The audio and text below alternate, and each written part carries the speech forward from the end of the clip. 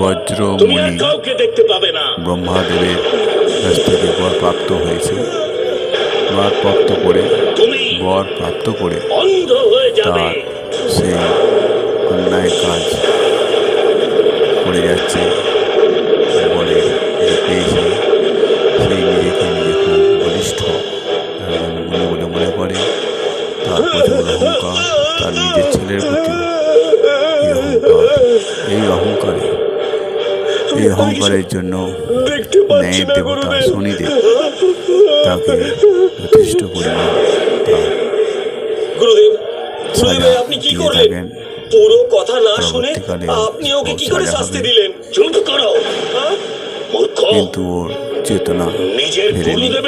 অবশেষে লাস্টে তার চেতনা ফিরেছিল। ন্যায়ের দেবতা শনিদেবের কাছ থেকে কেউ রক্ষা পায় না। যে অন্যায় করে তারা সাজা পেতে।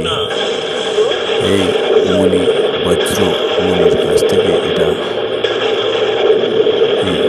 দেখলে অবশ্যই বুঝতে পারা যায়। এটি জয় জয় শনিদেবের সিরিয়াল থেকে এইটুকু অংশ নিয়ে আমাদের কাছে পরিবেশন করছি। আমরা নৃত্য আমরা এই বজ্র, তুমি ক্রোধ আর অহংকারের অজ্ঞানতার বশে না জানি কত পাপ করে চলেছো। মুনি ঋষিদের মুখ থেকে আশীর্বাদ নির্গত হয়, কিন্তু তুমি তো শুধু অভিশাপ দাও।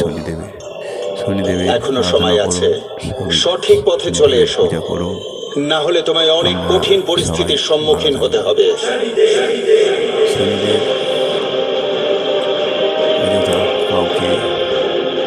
সাজা দেয় না।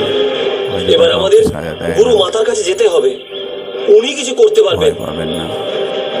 শনিদেবকে আরাধনা করুন, ভক্তি করুন। सुनो जननी सोई सुत बड़ भागी, जो पितु मातु वचन अनुरागी। तनय मातु पितु तोष निहारा, दुर्लभ जननी सकल संसारा। ओ रघुकुल रीति सदा चली आई, प्राण जाहू परो। মা, যখন রাজা দশরথ শ্রীরামকে বনবাসে যাওয়ার কথা বলে